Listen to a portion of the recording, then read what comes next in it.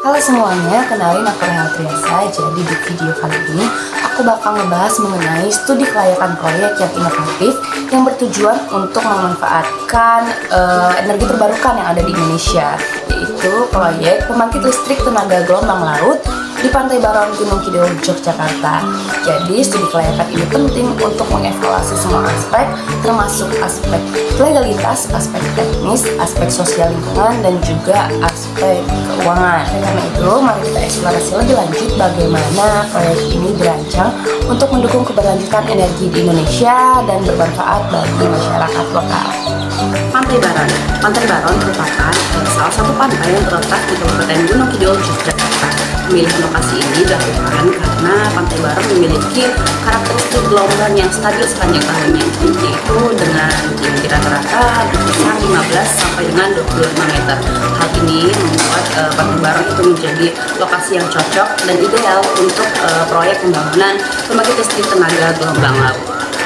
Pembangunan pembangkit listrik tenaga gelombang laut ini merupakan salah satu upaya Indonesia juga untuk mencapai target penggunaan energi terbarukan sebesar 23% pada tahun 2025 yang sesuai dengan Rencana Umum Energi Nasional.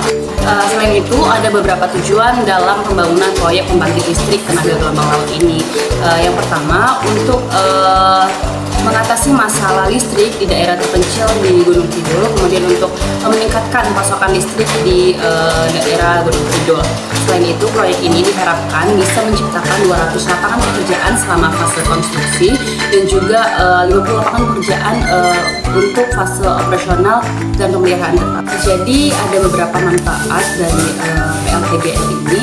Yang pertama itu manfaat bagi investor, kemudian ada manfaat bagi pemerintah dan juga manfaat bagi masyarakat. PLTGL ini bisa menarik insentif pemerintah berupa subsidi dan juga kredit karbon yang nantinya akan memberikan nilai tambah kepada investor. Proyek PLTGL ini membantu mengurangi bahan bakar impor dan juga mendukung pengurangan emisi karbon sebanyak 2000 ton karbon dioksida per tahunnya. Seperti yang aku jelasin di awal tadi, bahwa dalam studi kelayakan ada beberapa aspek yang perlu dikaji. Jadi yang pertama untuk aspek teknis, jadi dalam proyek PLTGL ini menggunakan teknologi oscillating water column atau OWC, yang dimana ini tuh untuk mengkonversi energi gelombang menjadi energi listrik. Teknologi ini dipilih karena efisien dan mampu beroperasi dalam berbagai macam kondisi gelombang. Turbin dipasang pada beton berongga yang tahan terhadap kondisi laut ekstrim, yang dimana sistem ini itu dilengkapi dengan kabel transmisi bawah laut yang dipasang sejauh 500 meter untuk dihubungkan dengan substasiun dan fasilitas pendukung. Terdapat gedung yang berukuran 500 meter persegi yang digunakan sebagai pusat kontrol dan juga kantor. Nah, gedung ini juga memiliki laboratorium khusus yang digunakan untuk memonitoring lingkungan dan juga sebagai gudang suku cadang, dan dermaga mini sebagai akses pemeliharaan kapal. Untuk pembangunan proyek tentunya harus memerlukan perizinan. Nah, perizinan ini maksudnya dalam aspek legalitas, di mana proyek PLTGL ini harus memiliki izin utama. Jadi yang pertama itu ada izin lokasi, izin lingkungan, dan izin usaha penyediaan tenaga listrik atau IUPTL dari Kementerian Energi dan Sumber Daya Mineral. Selain itu, Kementerian Lingkungan Hidup, Kementerian Kelautan, dan juga pemerintah daerah terlibat dalam proses pengawasan PLTGL ini. Jadi proyek PLTGL ini juga harus mematuhi Undang-Undang Nomor 32 Tahun 2009 mengenai pengelolaan dan perlindungan lingkungan hidup. Karena itu diperlukan kajian lingkungan dan sosial yang ditimbulkan dari adanya proyek ini.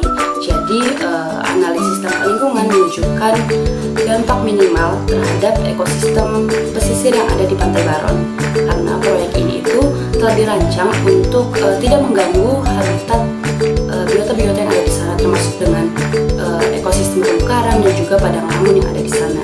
Sistem OWC ini juga tidak menghasilkan emisi langsung dan jejak karbonnya itu rendah jika dibandingkan dengan pembangkit listrik yang lain. Selain itu, kita juga perlu mempertimbangkan dampak sosial yang mungkin terjadi. Jadi perlu dilakukan konsultasi publik kepada komunitas lokal atau masyarakat lokal yang ada di pesisir Pantai Baron, termasuk Yogyakarta. Jadi hal ini perlu dipertimbangkan karena dari situ kita bisa tahu bahwa apakah proyek ini mendapat dukungan dari masyarakat lokal atau justru tidak mendapat dukungan. Setelah dilakukan perhitungan analisis keuangan, proyek ini diproyeksikan memiliki arus kas positif setelah 8 tahun dengan NPV di atas 0 yang berarti memiliki kelayakan finansial. Sementara itu, IRR atau internal rate of return mencapai 12 hingga 15% yang lebih tinggi dari biaya modal, sehingga hal ini bisa menjanjikan untuk investor. Jadi sumber pendapatan utama dari proyek pembangkit listrik tenaga gelombang ini yaitu penjualan listrik dengan skema feed-in tarif yang ditetapkan oleh pemerintah dengan tarif premium untuk energi terbarukan. Mungkin sekian penjelasan mengenai studi kelayakan proyek pembangunan pembangkit listrik tenaga gelombang laut di Pantai Baron, Gunung Kidul, Yogyakarta. Saya Rahel Gresa mengucapkan terima kasih banyak kepada kakak tim asisten studi kelayakan yang telah memberikan yang terbaik dari kita, dan tentunya saya sangat berterima kasih karena telah memberikan saya dan teman-teman yang lain kesempatan untuk memperbaiki